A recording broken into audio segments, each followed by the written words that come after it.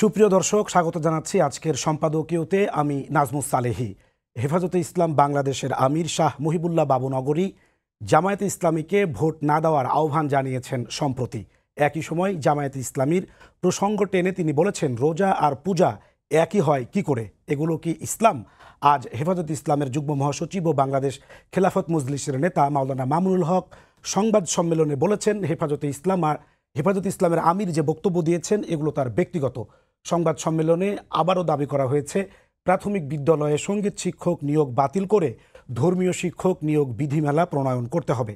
এদিকে রাজনৈতিক দলগুলো নির্বাচনী দৌড় প্রতিযোগিতায় নেমেছে আট ঘাট বেঁধে। প্রাসঙ্গিক বিষয় নিয়ে আজকের সম্পাদকীয় ভোট দেয়া না দেয়া। আর এসব নিয়ে কথা বলতে আমাদের স্টুডিওতে আছেন এম এ মালিক, বিএনপি চেয়ারপারসনের উপদেষ্টা, মাসুদ কামাল সিনিয়র সাংবাদিক, এবং তার সঙ্গে থাকবেন মাওলানা আহমদ আলী কাসেমি, নায়েবে আমির হেফাজতে ইসলাম বাংলাদেশ। দর্শক, আপনারাও এই আলোচনায় অংশ নিতে পারেন। এজন্য আপনাদের ফোন করতে হবে টেলিভিশনে দেখানো নম্বরে। এছাড়াও ফেসবুকের মাধ্যমে আপনাদের মন্তব্য পাঠাতে পারেন। আলোচনা শুরুর আগে জেনে নিব এখনকার প্রধান শিরোনামগুলো। গুমের অভিযোগে সেনা হেফাজতে 15 কর্মকর্তা। ঢাকা ক্যান্টনমেন্টের এমইএস ভবনকে অস্থায়ী কারাগার ঘোষণা। পুলিশ গ্রেফতারের পর ঠিক হবে কোথায় থাকবেন আসামিরা। জনগণের ক্ষমতায়নে ফেব্রুয়ারিতে হবে জাতীয় নির্বাচন। ইতালিতে বিশ্ব খাদ্য ফোরামের উদ্বোধনীতে প্রধান উপদেষ্টা। ক্ষুধামুক্ত পৃথিবী গড়তে যুদ্ধ বন্ধ সহ 6 দফা প্রস্তাব। নির্বাচন বানচালে 71-এর বিতর্কিতদের ষড়যন্ত্র দেখছে বিএনপি। সংসদে পিআর ইস্যু সমাধানের আহ্বান। নভেম্বরে গণভোট চায় জামায়াত, আগে বিচারের দাবি এনসিপির। চাকসু নির্বাচনের প্রচারণার শেষ দিনের ব্যস্ততা। প্রার্থীদের মন জয়ে দাঁড়ে দাঁড়ে প্রার্থীরা। রাকসুতেও দুদিন পরে ভোট, ক্যাম্পাসে জমজমাট গণসংযোগ। এবং সঞ্চয়পত্র থেকে সরে আসতে চায় সরকার। সুদহার কমাতে কাজ করছে বাংলাদেশ ব্যাংক।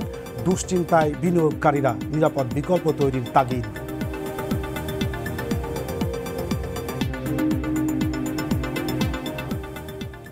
দর্শক, এই ছিল আমাদের আজকের প্রধান শিরোনামগুলো। আমরা শুরুতেই আলোচনায় চলে যেতে চাই।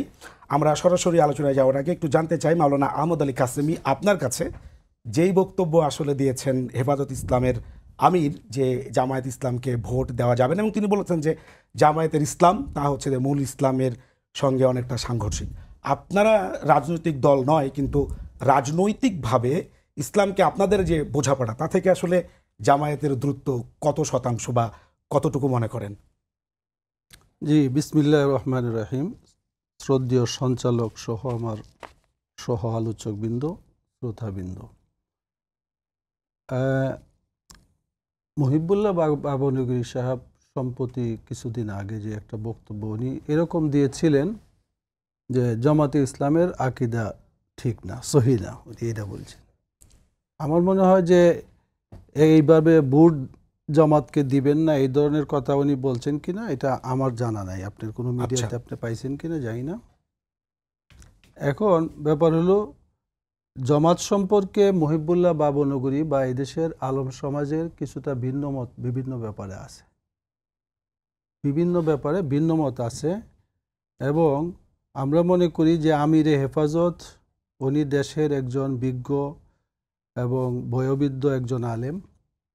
তিনি আমাদেরকে অথবা আমাদের দেশের বিভিন্ন দলকে সংশোধন করার স্বার্থে উনি বিভিন্ন সময় বিভিন্ন বক্তব্য বিভিন্ন জায়গায় দিতে পারেন, মুরব্বী এবং শীর্ষ আলেম হিসেবে। এবং ওনার সেই বক্তব্যটাকে অনেকে এটা পুঁজি করিয়া যদি মনে করে যে জামাতকে ভোট দিতে বলছেন, হুজুর জামাতকে ভোট দিতে নিষেধ করেছেন, তাহলে কি অন্যরা তাহলে ভোট পেয়ে যাবে, এই একটা ধারণা যে অন্যদেরকে উনি কিন্তু আর কোনো একটা দলকে ভোট দিতে বলছেন এরকমও বলেন নাই।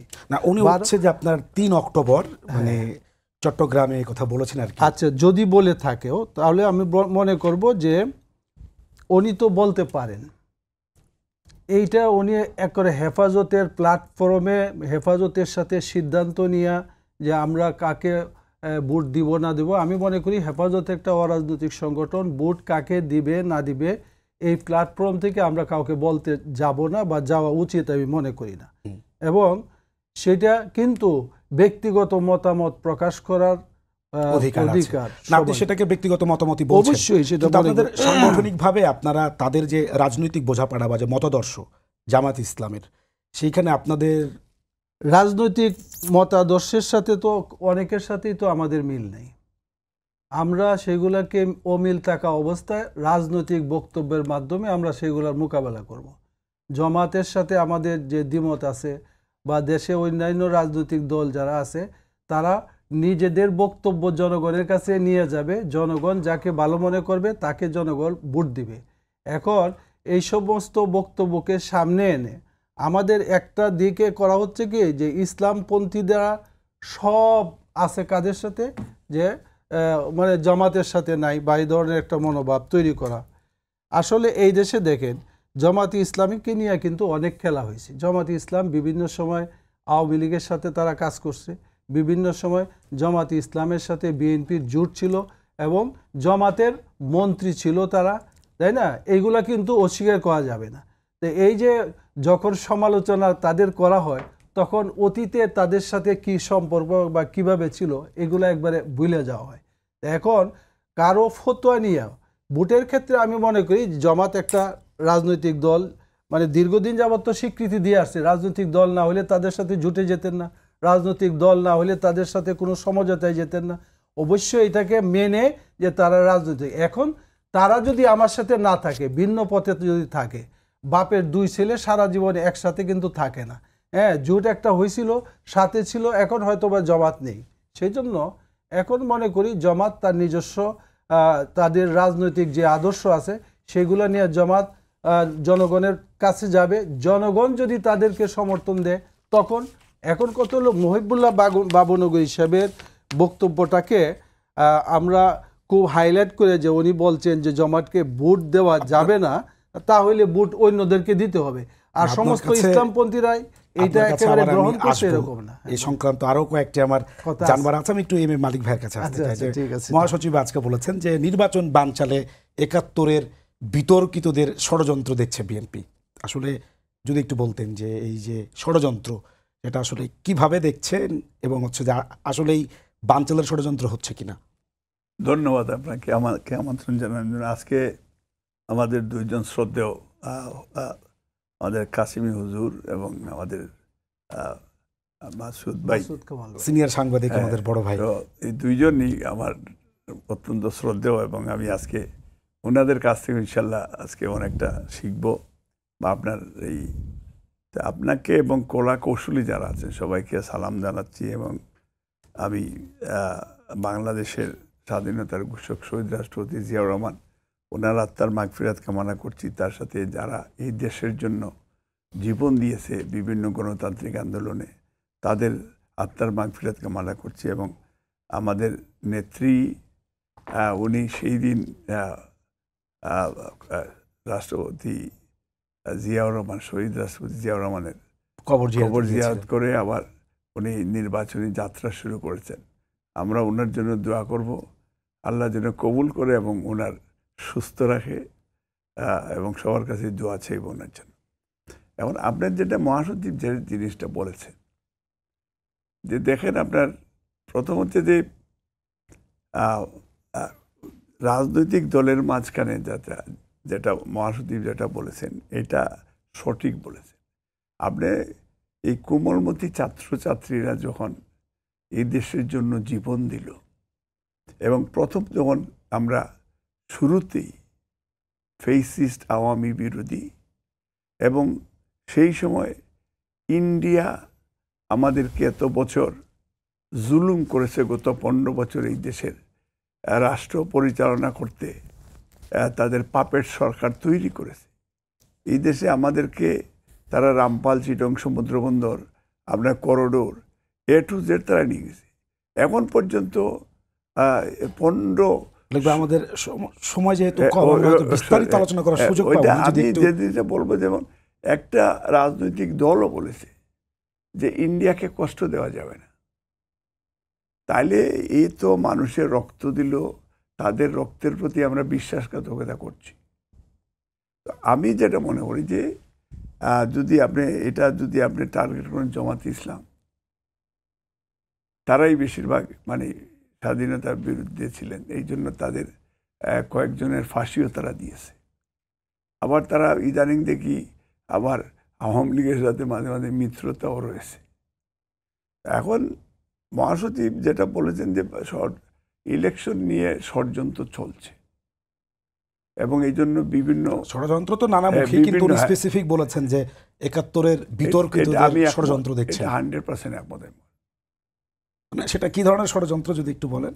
এই যে এখন ইন্ডিয়া একটা ফ্যাক্টর, হাসিনা ভারতে বসে, ইন্ডিয়াতে বসে বাংলাদেশের বিরুদ্ধে কনস্পিরেসি করছে। এইখানে মাঝে মাঝে দেখবেন খণ্ড মিছিল, গুপ্ত মিছিল, আন্ডারগ্রাউন্ড মিছিল, ওভারগ্রাউন্ড মিছিল, আবার কেউ ইয়ের থেকে বসে এই যে আপনার সেনাবাহিনীর বিরুদ্ধে উস্কানি দেওয়া হচ্ছে, একবার পুলিশকে, মানে বিভিন্নভাবে ইভেন প্রশাসনেও এখনও আপনার অনেক জায়গায় সেই ফেসিস্টের সেই ওই এজেন্টরা রয়ে গেছে। এখন এইসব কারণে এটা প্রশাসনে আপনার ফ্যাসিস্টদের এজেন্টরা এখন রয়ে গেছে। উপদেষ্টা মাহফুজ আলম খুবই সম্প্রতি বলেছেন যে অভ্যুত্থানের পর দুই দল এসে ভাগাভাগি করে প্রশাসন এবং বিভিন্ন পদ তারা বাগিয়ে নিয়েছে। দেখেন তো আমার একটা গুড এক্সাম্পল দেন, বিএনপি কোন কোন সেক্টরে আমরা বসাইছি। অন্য দলের কথা আমি জানি যে এটা বিভিন্নভাবে তারা, যেমন আমি জানি না হুজুরদের দলে আছে কিনা, বাট অন্যান্য দলের এটা জামাতে ইসলামীর আছে, এটা সত্য করে। তো সেই কারণে এটা অনেকেরই মনে সন্দেহ আছে যে এটা, এবং জামাতে ইসলামী তারাও চাচ্ছেন যে রেইসে তারা ক্ষমতা আসতে, ডেমোক্রেটিকভাবে যদি তারা আসতে পারে, জনগণের ভোটে আসুন, ফেব্রুয়ারি নির্বাচন দেখা যাক।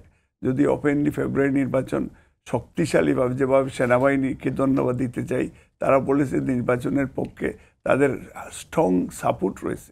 এই স্ট্রং সাপোর্ট যদি সেনাবাহিনী থাকে, তাহলে আমি মনে করি যে আমরা সর্বশেষ সেনা সদরের ব্রিফ আমি কাভার করেছি, তিনি বলেছেন যে দেশের জন্য যেটা ভালো জীবন দিয়ে হলেও সেনাবাহিনীতে বাস্তবায়ন করবে। আপনার কাছে আমরা আসবো একটু, মাসুদ কামাল ভাই একটু আপনার কাছে আসতে চাই। এই নির্বাচনের আগে প্রতি সবসময়ই আমরা দেখি যে ধর্মভিত্তিক রাজনৈতিক দলগুলোকে কাছে টানা হয়, নানা রকমভাবে ধর্ম চর্চাও আসলে নেতাদের মধ্যে বেড়ে যায়, এবং এই ধর্মকে কেন্দ্র করে একে অপরকে ঘাইল করে, কিন্তু আবার ধর্মভিত্তিক দলগুলোকে কাছে টানার একটা প্রতিযোগিতা দেখা যায়। এবারও যেটা শুরু হয়েছে আসলে সেটা কি আসলে কেউ দক্ষিণ পন্থার উত্থান দেখছেন, উদ্বিগ্নতা জানাচ্ছেন, আবার কেউ ইসলামিক দলগুলোকে সঙ্গে নিয়ে আলাদা একটি রাজনৈতিক জোট গঠনেরও চেষ্টা চালাচ্ছে। সব মিলে আপনি কি দেখেন, এটাকে শুধু রাজনৈতিক বলার জন্য বলা, নাকি আসলে এর কোনো ভিত্তি আছে? দেখেন, ধর্মভিত্তিক দলগুলিকে নির্বাচনের আগে কাছে টানা হয়, এটা আসলে ওভাবে ঠিক না। যেমন জাতীয় পার্টিকে তো সবসময় টানা হয়। আমরা ৯১-এর পর থেকে দেখছি প্রতিটা নির্বাচনে জাতীয় পার্টিকে টানাটানি করছে, আওয়ামী লীগও করছে, বিএনপিও করছে।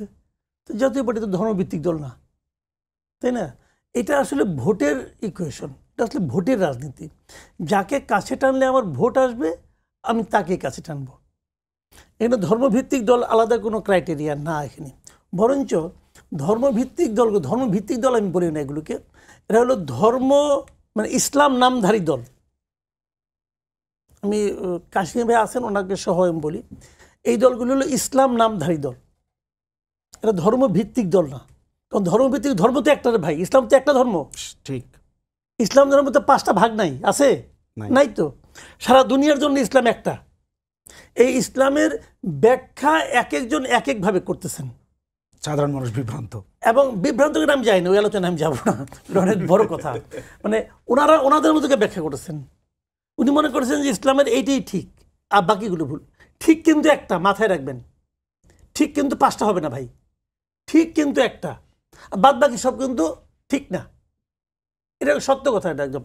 তো সেক্ষেত্রে হয়টা কি, এরা ইসলাম সবাই মনে করে যে আমি ইসলামের প্রকৃত লাইনে আছি, অতএব উনি ওনার নামের আগে পাশে যে কোনো এক জায়গায় একটা ইসলাম বসাই দেয়। এখন কোনটা যে ঠিক কোনটা যে বেঠিক এটা তো কোনো কমিটি ঠিক করে দেয় নাই, কোনো কি এটা কোনো বিচারক ঠিক করছে? বিচারক ঠিক করে নেই, বরঞ্চ যারা সাধারণ মানুষ আছে এটা তার যা নিজ নিজ বিবেকের ব্যাপার, তার বিবেককে সে প্রশ্ন করে। এই যে আমার কাছে এই খেলাফত মজলিস আসছিল, খেলাফত আন্দোলন আসছিল, ইসলামী আন্দোলন আসছিল, জামাত ইসলাম আসছিল, সবাই তো ইসলাম নাম নিয়ে আছে, তো এর মধ্যে আমার কাছে কোনটাকে ভালো মনে হয়? উনি ওনার কাছে ওনার মতো করে বিচার করে, যেটাকে ওনার মনে হয় যে না এইটা আসলে বোধহয় মানে ইসলামের, আমি যে ইসলামকে বুঝি তার মধ্যে এটা আছে, উনি ওটাকে বিশ্বাস করে, বোধহয় বিশ্বাস করে না, এটাই। তো এটা হলো ওই কারণে, এটা হলো ভোটের ইকুয়েশন। এখানে কিন্তু নীতি নৈতিকতা যদি একই হতো তাহলে তো একদল হয়ে যেত। ভাই এখন যে জামাত ইসলামের নেতৃত্বে ইসলামী দলগুলোর যে একটা নেতৃত্বের ঐক্য কথা হওয়ার বলেন কথা না। আমরা বলছি বা আমরা নেতৃত্বে না। শুনছি, যেটা যে যুগপৎ। জায়গায় মতাদর্শগতভাবে কিন্তু সবাই সবার সঙ্গে কিন্তু হচ্ছে যে আলাদা আলাদা আকীদা আছে, সেই জায়গায় আপনি কি সম্ভাবনা দেখেন এদের আসলে? না, এটা হলো কি জানেন, ওনারা একটা ইস্যুতে আন্দোলন করতেছে, এক বা একাধিক ইস্যুতে, এবং এটা আপনি একই সময় সবাই কিন্তু একমতের অধিকার, তাই একমত হলে একই দল হইতো, এক দল তো হয় নাই, সবাই যার যার জায়গায় আছে। এটা হলো নির্বাচনী জোট বলতে পারেন আপনি। যেমন ইলেকশনের সময় তারা কিন্তু এই জোটটা বজায় রাখতে পারে, যে তোমার জায়গায় আমি দিব না, আমার জায়গায় তুমি দিও না। আমরা মনে করি যে একটা কমন পয়েন্টে আমাদের মধ্যে একটা মিল আছে, অতএব এই মিলের উপর নির্ভর করে আমরা চাই যে আমাদের অন্য কেউ হচ্ছে আমরা ভালো, এরকম একটা কমন একটা জায়গাতে। সেক্ষেত্রে হয়তো বলবে যে আমি এই জায়গায় ইলেকশন করব না, আমার প্রার্থীরা, আমার যারা আছে তারা তোমাকে সাপোর্ট দেবে। হয়তো এরকম 300 আসনের মধ্যে কেউ 100 পাবে, কেউ 50টা পাবে, কেউ 20টা পাবে, যার যার সাংগঠনিক দক্ষতা অনুযায়ী পাবে আর কি, ক্ষমতা অনুযায়ী। এটাকে নির্বাচনী জোট হতেই পারে, আমি এটাতে খারাপ কিছু দেখি না, এবং আমি মনে করি এবং এটা হওয়া দরকার। এই কারণে কি, একটা বিকল্প শক্তি তো দাঁড়াতে হবে। যেমন ধরেন বাজারে মার্কেট এখন আওয়ামী লীগ তো নাই, বিএনপি তো একচেটিয়া। এখন একচেটিয়া থাকলেই কিন্তু সমস্যা। কোনো একটা দল যদি একচেটিয়া হয়ে যায়, এককভাবে, মানে তার আশেপাশে কেউ নাই, তখন তার মধ্যে কিন্তু একটা মানে বেপরোয়া ভাব চলে আসতে পারে। কিন্তু সে যদি মনে করে যে আমার ঘাড়ের উপরে একজন নিঃশ্বাস ফেলতেছে, তখন তার মধ্যে কিন্তু একটু সতর্ক হওয়ার মতো মানসিক অবস্থা তৈরি হয়। সে চিন্তা করে আমি সামান্য ভুল করলে কিন্তু আমি ধরা খেয়ে যাব। কাজেই একটা যদি শক্তিশালী অপোনেন্ট থাকে, সেটা জোট আকারেই থাক অথবা পাশাপাশি মানে যুগপৎ ভোটের হিসাবেই থাক, যেভাবে থাকে, এটা আমি মনে করি সাধারণ মানুষ হিসাবে আমি এটাকে পছন্দ করবো, মনে করি হওয়া উচিত, হতে পারে। আপনাকে ধন্যবাদ। একটু আপনার কাছে একটু আসতে চাই যে একটা কথা খুবই গুঞ্জন শোনা যাচ্ছে যে হেফাজতে ইসলাম অরাজনৈতিক সংগঠন হলেও কওমি ঘরানার যে ভোট, সেই ব্যাপারটা নিয়ে অন্তত বিএনপির সঙ্গে আপনাদের একটা সমঝোতা হতে পারে। আমরা বিভিন্ন জায়গায় বিভিন্ন সময় বিএনপির নেতাদের আপনাদের প্রোগ্রামে যেতে দেখছি এবং এ ধরনের ইঙ্গিত আছে, এটা কি আসলেও কতটুকু সত্য? জি, আপনার এই কথাটার উত্তর দেওয়ার আগে আমি মাসুদ কামাল ভাই যে কয়েকটা কথা বললেন যে ধর্ম একটা কিন্তু ধর্মীয় দল অনেকগুলা। বাংলাদেশে গণতন্ত্র প্রতিষ্ঠা করতে চায় বহুত দল আছে, একই সবাই বলে যে আমরা গণতান্ত্রিক রাষ্ট্র প্রতিষ্ঠা করতে চাই, কিন্তু এই গণতান্ত্রিক দলের সংখ্যা কিন্তু একটা না। এই হইল একটা কথা। দ্বিতীয় হইল ধর্মীয় দলগুলোর মধ্যে আমি প্রত্যাশা করি যে আমাদের মধ্যে এত দল হওয়া উচিত না, কিন্তু দল ভিন্ন হওয়ার পরেও কিন্তু আমরা ফজরের নামাজ কেউ 4 রাকাতের বেশি পড়ি না। হ্যাঁ, এই ব্যাপারে কিন্তু আমাদের কিন্তু দ্বিমত হয় না। একই সাথে কিন্তু একই মসজিদে আমরা নামাজ পড়ি, অন্যান্য সব ঠিক আছে, কিন্তু ধর্মীয়ভাবে দলকে প্রতিষ্ঠিত করার ক্ষেত্রে আমাদের মধ্যে ভিন্নতা এবং ভিন্ন ভিন্ন দল হয়েছে, এটাকে আমরা অস্বীকার করি না। এবং প্রত্যাশাটা এইটাই থাকা উচিত ছিল, আমাদের সকলের এক দল থাকা ছিল। কিন্তু এই জন্য আমি এটাকে ধর্মীয় দল বলতে পারবো না, এটা ঠিক মনে করি না। দ্বিতীয়, আপনি যে বললেন যে ইদানিং মানে হেফাজতের ভোট নেওয়ার জন্য বা আমরা হেফাজত বিএনপির দিকে চলে যাচ্ছি, হেফাজত এই ধরনের ঘোষণা দেয় নাই। আর হেফাজতের এই ধরনের কোনো ভোট ব্যাংক নাই। হেফাজত মনে করেন দল মত নির্বিশেষে আমরা যখন শাপলা চত্বরে আসছি বা এর আগের পরে বড় বড় যে সমস্ত আন্দোলনে হাজার হাজার লাখ লাখ লোক সমবেত হয়েছে, এখানে কিন্তু আমরা বিভিন্ন দলের লোক যারা দলীয়ভাবে ভিন্ন কিন্তু হেফাজতের কাজের সহযোগিতা তারা করছে, কারণ হেফাজতের ওই দাবির সাথে তাদের একমত। এজন্য আমরা মনে করি যে হেফাজত তার এই দাবিগুলা আদায়ের জন্য অনেক সময় মুসলমানদের মধ্যে তারা আমরা বিভিন্ন দলে, কেউ বিএনপি করে, কেউ বা অন্য পার্টি করে, কিন্তু তারা কিছু কিছু মৌলিক আমাদের যে সমস্ত দাবি দাবা যেগুলা ইসলাম এবং দ্বীনের জন্য এবং মুসলমানদের স্বার্থে আমরা করি, তারা মানে দলীয়ভাবে ভিন্ন থাকার পরেও কিন্তু এই ভিন্ন থাকা অবস্থায় কিন্তু এই দাবিগুলোর প্রতি মৌখিকভাবে না এভাবে না হোক তাদের একটা সমর্থন আছে। সেই জন্য আমরা মনে করি না যে একক কোনো দলের কাছে আমরা তারা আমাদের কাছে আসতে পারে। এটা যেটা আপনি লক্ষ্য করছেন যে এখন কিছু দল মানে হেফাজতের আমিরের কাছে যায় অথবা কোনো অনুষ্ঠানে তাদেরকে অতিথি করে বা তারাও কোথাও অতিথি হয়ে যায়। এই অতিথি হয়ে যাওয়া আসার মাঝে আমরা তো মনে করি যে দেশের অনেক সময় একজন আরেকজনের সহযোগিতার প্রয়োজন আছে এবং একজন আরেকজনের ডাকে যদি আমরা না যাই তাহলে তো আমার কথা আপনি কোনোদিন শুনবো না, আপনার কথা আমি কোনোদিন শুনবো না। সুতরাং এইটার মধ্যে আমি কোনো খারাপ কিছু দেখি না। আমি মনে করি যে আমাদের কাছাকাছি আসার জন্য এটার প্রয়োজন আছে। বাকি বুটের ব্যাপারটা তো কারো এমন বুট ব্যাংক নাই হেফাজতের কেউ বইলে দিলেই যে এই বুটগুলা এদিকে চলে যাবে। তবে মানুষে আনাগোনার মাধ্যমে একটা বুঝতে পারে যে এইটার সাথে এই দলের বড় লিডারের একটা সম্পর্ক ভালো, এই ভালোটার কারণে কিছুটা সুবিধা নেওয়ার একটা সুযোগ হতে পারে। এটাকে আমি নাকচ করি না। মানে এটাকে আপনি নাকচ করছেন না, তার মানে আপনি ইঙ্গিত দিচ্ছেন আর কি যে হলেও হতে পারে এরকম। না না, মানে এই ধরনের সমঝোতা হওয়ার কোনো সুযোগ নাই। কারণ হেফাজতে ইসলামের নামে দেখেন হেফাজত যারা এখানে করে এটা বিভিন্ন দল আছে, যেই দলগুলোর সাথে কিন্তু হেফাজতের সম্পর্ক আছে এবং এই দলের বিভিন্ন নেতারা হেফাজতেরও নেতা। হ্যাঁ, দলীয়ভাবে কিন্তু তাদের ভিন্নতা আছে। সুতরাং এই ভিন্নতা থাকার পরে হেফাজত যদি ঘোষণা দেওয়া কোনো এক দলের সাথে চলে যায় আর অন্য দলগুলো যদি ভিন্ন দিকে চলে যায় তো হেফাজতের নেতৃত্বের মধ্যে তো এটা ফাটল দিয়ে যাবে। তো এই জন্য আমি মনে করি না যে হেফাজত এই ধরনের কোনো সিদ্ধান্ত নিব। হেফাজত অরাজনৈতিক ছিল, অরাজনৈতিক থাকতে হবে, অরাজনৈতিকভাবে হেফাজতের বক্তব্য থাকবে, এইটাই আমরা মনে করি। ধন্যবাদ আপনাকে। মালিক ভাই, একটু আমরা ভিন্ন প্রসঙ্গে আসতে চাই। আপনাকে পাওয়ার পরে আসলে এই প্রশ্নটা আমার মানে করতে ইচ্ছা করছে আর কি। এটা হচ্ছে যে আপনি যেহেতু দীর্ঘদিন ইংল্যান্ডে থাকেন, তারেক রহমান সাহেবের সঙ্গে আপনার যোগাযোগটা অনেক ভালো, আমরা বিভিন্ন সময় দেখেছি। তিনি সম্প্রতি বলেছেন যে তিনি দেশে ফিরবেন। এটা তো নিঃসন্দেহে নেতাকর্মীদেরকে উজ্জীবিত করছে। যেহেতু আমার প্রশ্নটা হচ্ছে যেহেতু আপনার সঙ্গে তার যোগাযোগটা খানিকটা ভালো, আপনি কি এরকম কোনো ডেডলাইন দিতে পারেন যে উনি ফিরছেন এই তারিখের মধ্যে বা উনি কবে ফিরছেন? ডেডলাইন তো দেওয়া মুশকিল। উনি নিজেই তো বলেছেন যে উনি খুব শীঘ্রই ভোটের আগেই ফিরবেন। হ্যাঁ, এবং আমাদের মহাসচিবও ক্লিয়ার বক্তব্য দিয়েছেন। এই বিষয়ে আমরা মনে করি যে এই কারণে যেহেতু আমাদের ইলেকশনের ফুল প্রিপারেশন, আমাদের তো চেয়ারম্যান দেশবন্ধু বেগম খালেদা জিয়া এবং উনি তো প্র্যাকটিক্যাল ফিল্ডে অলরেডি নেমে গেছেন। তো চেয়ারম্যান সাহেব, ভারপ্রাপ্ত চেয়ারম্যান, যখন উনি আসবেন তো উনি আমাদের জন্য প্লাস পয়েন্ট হবেন। এবং উনি তো ধরেন এটা এক্স্যাক্টলি ডেট আমি বলে যদি আবার এটা অনিয়ারে বললাম কিন্তু এই ডেট কোনো কারণে চেঞ্জ হয়ে গেল তাহলে তো মানে এই কথাটা ঠিক হলো না। তো ওই জন্য আমি মনে করি যে মহাসচিব এটা অচিরেই একটা বক্তব্য দিবেন এবং দিন নির্ধারণ, কারণ আমরা অলরেডি ফুল প্রিপারেশন নেওয়া যে কোনো মুহূর্তে উনি আসবেন। মানে এখানে ধরেন ওনার টাকার নিশ্চয়তা বা উনার তো যেহেতু সত্যিকার অর্থে যা যা প্রয়োজন ছিল এত বছরে, বা ঢাকা শহরে উঠবেন কোথায়, কিংবা ওনার মানে সব প্রিপারেশনটা দলীয় প্রিপারেশন, বা ম্যাডামও যেখানে এখন ফুল প্রিপেয়ার্ড যে উনি আসবেন, উনি যে কোনো সময় চলে আসবেন ইনশাল্লাহ, এবং দেখবেন কোয়াইট সারপ্রাইজ একটা জাতীয় পাবে। মাসুদ কামাল ভাই, একটু মাসুদ কামাল ভাই, আপনি শুনছিলেন যে খুব দ্রুতই জনাব তারেক রহমান দেশে ফিরবে এবং মালিক ভাই বলছেন যে বেগম জিয়া ইতিমধ্যেই তিনি ভোটের মাঠে সক্রিয় হয়েছেন।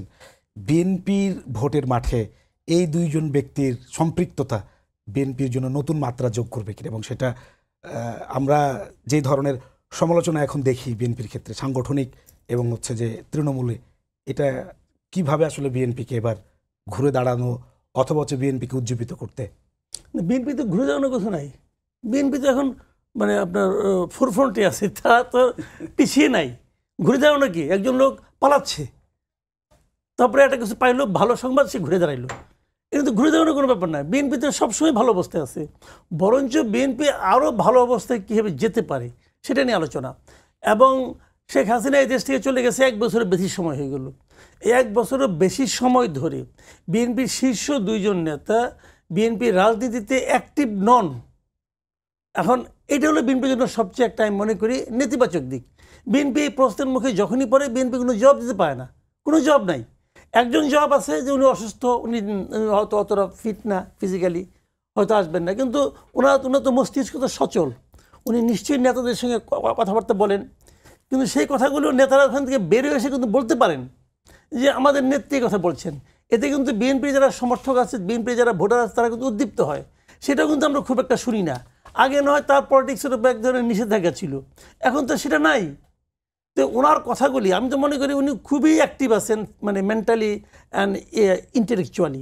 তো এক্ষেত্রে ওনার যারা নেতা ওনার সঙ্গে মাঝে মাঝে দেখা করতে যান, কিন্তু তো ওনার সঙ্গে তো আলাপ করতে পারেন, উনিদেরকে দিক নির্দেশনা দিতে পারেন এবং দিয়েও থাকেন বলে আমার ধারণা। যেগুলো দেন এগুলো ওনারা বলেন না কেন, ওনার নাম নিয়ে বলা উচিত।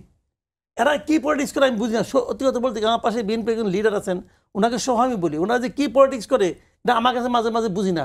মানে ওনারা হয় কি জানেন, এক ধরনের লেথার্জিক ব্যাপার স্যাপার ওনারা এসে পড়ছে। ওনারা ধরেই নিছে যে আমরা তো জিততেই আছি, আমরা এখন নড়লেও জিতবো, না নড়লেও জিতবো। এটা ঠিক না। একটা পলিটিক্যাল পার্টি ভাইব্রেন্ট হওয়া উচিত। একটা পলিটিক্যাল পার্টি সবসময় সচল থাকবে। যখন সে 1 নম্বরে আছে, এগিয়ে আছে, তখনও তাকে আরও জোরে যাওয়ার জন্য একটা তার মধ্যে একটা তাগিদ থাকতে হবে। এটা আমরা দেখি না বিএনপির মধ্যে। আমি বেসিক্যালি বিএনপিকে নিয়ে কিছু কিছু ক্ষেত্রে হতাশ। আমি তাদেরকে আরও বেশি দেখতে চাই। বিএনপি আরেকজন নেতা যিনি আছেন, উনি 1 বছরের বেশি সময় হয়ে গেছে বিদেশে আছেন। নিশ্চয়ই উনি বলেছেন ওনার থাকার পেছনে সঙ্গত কারণ আছে, উনি বলেছেন, কিন্তু আমার এতে কোনো আপত্তি নাই। কিন্তু একজন ভোটার হিসাবে, একজন দেশের নাগরিক হিসাবে আমি জানতেই চাই যে দেশের সর্ববৃহৎ রাজনৈতিক দল যারা নাকি আগামীতে ক্ষমতায় যাবে বলে সবাই মনে করছে এবং আমি নিজেও মনে করি, সেই দলের প্রধান নেতা বিদেশে সঙ্গত কারণে আছেন। সেই সঙ্গত কারণটা কি সেটা আমি কেন জানবো না? এটা জানার অধিকার আমার কাছে আছে। উনি ইংল্যান্ডে অনেকদিন ধরে আছেন। ইংল্যান্ডে কোনো লিডার যদি এই কথা বলতো ওনারা ছাড়তেন? মানে এই কথা জবাব দেন। সঙ্গত কারণটা কি? হয় উনি বলবেন অথবা ওনার পার্টি বলবে, কেউ বলে না। উনি সঙ্গত কথা বলছেন, আমাকে মেনে নিতে হবে। কেন ভাই আমি মানবো কেন? আমি মানবো না। আমি আপনাকে প্রশ্ন করবো যে সঙ্গত কারণটা কি? You have to explain. একটা সাধারণ মানুষের কাছে আপনাকে এক্সপ্লেইন করতে হবে, কারণ আমার স্যাটিসফ্যাকশনের একটা ব্যাপার আছে। আপনারা বলতে পারেন না, কেন বলতে পারেন না? এই প্রশ্ন করলে সবার চোখে মুখে এক ধরনের অসহায়ত্ব দেখি। কেন অসহায়ত্ব দেখবো? আমরা তো অসহায় লিডার দেখতে চাই না, আমরা ট্রান্সপারেন্ট লিডারশিপ চাই। এক্ষেত্রে আমি বিএনপির সমালোচনা করি। আপনি যদি একটু বলতেন, শেষে একেবারে আমরা শেষের দিকে চলে আসছি, সেটা হচ্ছে যে গণভোট, যে সমস্ত বিষয়গুলোতে ঐক্যমত্য কমিশনে সবাই মিলে ঐক্যমত্য যেতে পারেনি, সেটার বাস্তবায়ন প্রক্রিয়া কী হবে? ভোটের দিনে গণভোটের একটি কথা বলা হচ্ছে। আজকে বলা হয়েছে ভাই খেলাফত মজলিসের পক্ষ থেকে যে আগেই এই বিষয়গুলো বাস্তবায়ন করতে হবে, এবং জামাত ইসলামের পক্ষ থেকেও বলা হয়েছে যে আগেই গণভোট আয়োজন করে বিষয়গুলোকে মীমাংসা করতে হবে। ভোটের দিন গণভোট আয়োজন, এটা হচ্ছে অনেক কঠিন কাজ হবে। আপনাদের অবস্থান কি? আপনারা কি পিআরের ইস্যুতে যে অবস্থানে ছিলেন সেখানেই আছেন? এবং এই যে খেলাফত মজলিসের একটা অবস্থান, আমাদের অবস্থান যদি বলেন, আমাকে তো এখানে পরিচয় করছেন হেফাজতের নায়েবে আমির হিসাবে, আমি খেলাফত মজলিসের নায়েবে আমির হিসাবে আমি বলতে পারি যে আমাদের অবস্থান একটা পরিষ্কার, যে উচ্চকক্ষে পেয়ারের পক্ষে আমরা কথা বলছি, নিম্নকক্ষে পেয়ারকে আমরা শর্ত দিই নাই, এটা একটা আমাদের অবস্থান।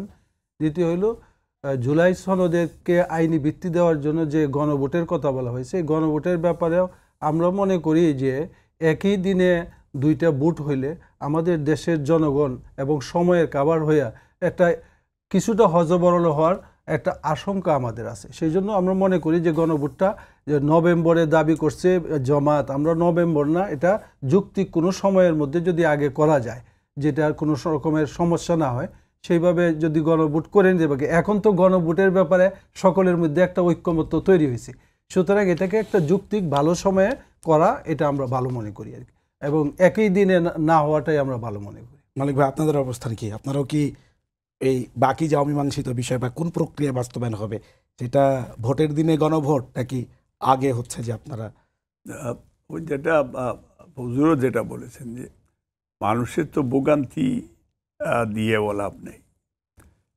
যেটা আপনার পার্লামেন্টারি ইলেকশন, ফেব্রুয়ারি ইলেকশনে তো একটা কষ্ট আছে এবং মানুষের উপস্থিতি বা দেশের অনেক প্লাস মাইনাস আছে, অর্থনৈতিকভাবে অনেক বিষয়গুলি আছে। তো সব মিলে আমি যেটা ফিল করি যে যদি প্রথম যেটা যে গণভোট নিয়ে মানুষ যেটা একতরফা আগাচ্ছে জনগণের একটা, এবং জনগণের সরকারের দরকার। আজকে দেখছি বিভিন্ন ইস্যুতে অন্যান্য দেশের সাথে বিভিন্ন চুক্তি হচ্ছে, এগুলি রাজনৈতিকভাবে এগুলি একটা ডেমোক্রেটিক গভর্নমেন্ট যখন আসবে এই চুক্তিগুলি হবে।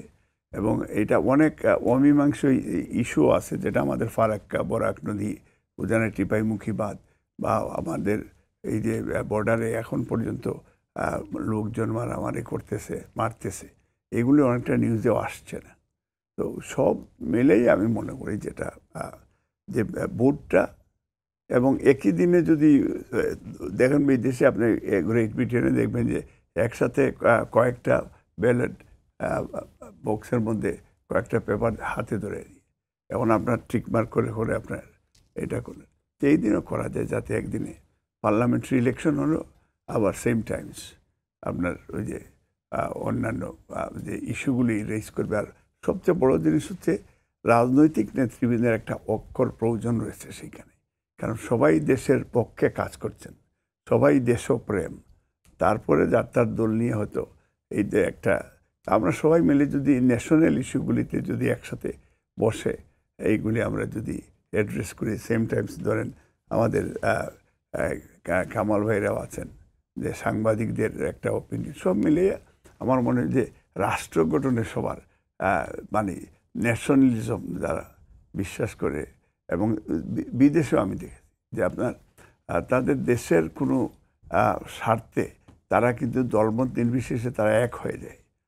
এই জিনিসটা আমাদের দরকার, যে কারণে আজকে বাংলাদেশে হাজার হাজার স্টুডেন্টরা, হাজার হাজার মানুষ, এই দেশ 15 বছর একটা জেলে পরিণত ছিল, সবাই কিন্তু ফ্রাস্ট্রেটেড ছিল, সবাই হতাশ ছিল। ধন্যবাদ আপনাকে। আপনি একটু ছোট্ট করে 1 মিনিটে যদি বলতেন, 13 দফা হেফাজতে ইসলামে যেটা ছিল, এখন সেই 13 দফার অবস্থা কি? আপনারা কি ভোটের আগে রাজনৈতিক দলগুলোকে এই 13 দফা বাস্তবায়নের জন্য কোনো ধরনের প্রস্তাবনা দিবেন? বা আমরা সেই ব্যাপারে আমাদের সেন্ট্রাল কমিটিতে এখন পর্যন্ত কোনো আলোচনা হয়নি। যে আমরা তো আমাদের 13 দফার পক্ষে আছি, কিন্তু রাজনৈতিক দলগুলো এগুলার পক্ষে থাকবে বা ইশতেহারে তারা এগুলা দিবে কিনা, সেগুলো আমরা প্রয়োজন মনে করলে সেন্ট্রাল কমিটিতে আমাদের যেটা যদি সিদ্ধান্ত হয় তখন সেগুলো আমরা বলতে পারি যে কোনো সময় আমাদের সমাবেশের মাধ্যমে। প্রাথমিক বিদ্যালয়ে সঙ্গীত শিক্ষক নিয়োগ বাতিল করে ধর্মীয় শিক্ষক নিয়োগের বিধান করার জন্য এই দেশে মুসলিম শিক্ষার্থী শতকরা 92 আমরা মনে করি যে এখানে সঙ্গীতের জন্য যদি একজন শিক্ষক রাখা হয়, আর সঙ্গীত চর্চাটা আমাদের ধর্মীয়ভাবে সবাই চায়ও না, অনেকে চাইতে পারে, কিন্তু এই জায়গায় আমরা বলতেছি যে ইসলাম ধর্মের জন্য কোনো শিক্ষক নাই, এখানে কোনো ধর্মীয় শিক্ষক নাই, তা আগে ছিল। সুতরাং হেফাজতে ইসলামের দাবি পরিষ্কার যে প্রাথমিক বিদ্যালয়ে একজন করে প্রত্যেকটা প্রাথমিক বিদ্যালয়ে শিক্ষক এবং ধর্ম শিক্ষক পাশাপাশি নাকি একটাকে বাতিল করে আরেকটা পুনর্বর্তন করা। আসলে আমরা চাই না, আমরা হেফাজতে ইসলামের আমরা চাই না যে গান শিক্ষার জন্য, তবে শরীর চর্চার জন্য যদি কোনো শিক্ষক প্রয়োজন হয় সেটা ভিন্ন কথা, কিন্তু আমরা চাই না গান চর্চার জন্য, গান শিখাইবার জন্য একজন শিক্ষক আমাদের প্রয়োজন আছে বলে আমরা মনে করি না। কিন্তু শরীর চর্চার জন্য শিক্ষক হইতে পারে, এটা যদি এইতে থাকে। কিন্তু ধর্মীয় একজন শিক্ষক প্রত্যেকটা ক্লাসে আমরা চাই, বা প্রত্যেকটা ক্লাসে একজন শিক্ষক দিয়ে আপনি প্রত্যেকটা ক্লাসই করাইতে পারেন। 5ম শ্রেণী পর্যন্ত একজন শিক্ষকই প্রত্যেকটা ক্লাসে একটা করে ক্লাস নিতে পারবে। এই জন্য আমরা মনে করি যে প্রাথমিক বিদ্যালয়ে একজন ধর্মীয় শিক্ষক প্রয়োজন। এবং এটা আজকে আমাদের হেফাজতে ইসলামের মানে সাংবাদিক সম্মেলনের থেকে এটা বলা হয়েছে যে সঙ্গীত শিক্ষককে বাতিল করে ধর্মীয় শিক্ষক নিয়োগ দেওয়া হোক। কিন্তু আমি যেটা আমার ব্যক্তিগত মনে করি, সঙ্গীত শিক্ষক না, যদি শরীরচর্চার শিক্ষক যদি কাউকে ব্যায়াম শিখাইবার জন্য ছাত্রদেরকে যেগুলো করতে ছোটবেলায় অন্য শিক্ষকরাও করতেন এটা সেমনটা হয়, তাহলে আমাদের অসুবিধার কিছু নেই। মাসুদুল ভাই, আপনি শেষ করবেন, আপনি সময় পাবেন 2 মিনিট। সব মিলিয়ে বলতে যাচ্ছে, একদিকে আমরা মির্জা ফখরুল ইসলাম আলমগীর সাহেবের মুখে শুনেছি যে দক্ষিণ পন্থার উত্থান ঘটছে বাংলাদেশে, এবং তিনি উদ্বিগ্নতা জানিয়েছেন, এবং পাশাপাশি আপনি আজকে শুনছেন যে আলোচনায় আমরা আসলো। সব মিলিয়ে পরিস্থিতিটা আসলে কেমন? শুনেন, দক্ষিণ পন্থার উদ্ভব যদি ঘটে, যদি পাবলিক চায় তো ঘটবে। আবার উনি উদ্বেগ প্রকাশ করেছেন, ওনার উদ্বেগ শুনে যদি আমি উদ্বিগ্ন হই, সেটাও বাস্তবতা। সব কিছুই কিন্তু আমি জনগণের হাতে ছেড়ে দিচ্ছি।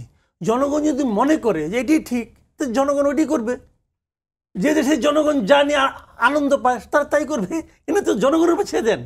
আমি কি চাই সেটা ইম্পর্টেন্ট না, পাবলিক কি চায় সেটা ইম্পর্টেন্ট। এটাই হলো ডেমোক্রেসি। আপনাদের তিনজনকে ধন্যবাদ, কষ্ট করে এসেছেন এবং আমাদেরকে সময় দিয়েছেন। আজকে আমাদের সময় একেবারে শেষ। সবাইকে অনেক ধন্যবাদ জানিয়ে শেষ করছি আজকের সম্পাদকীয়। দেখা হবে আগামীকাল একই সময়ে অন্য কোনো অতিথিকে নিয়ে। শুভরাত্রি, সেই পর্যন্ত ভালো থাকুন সবাই।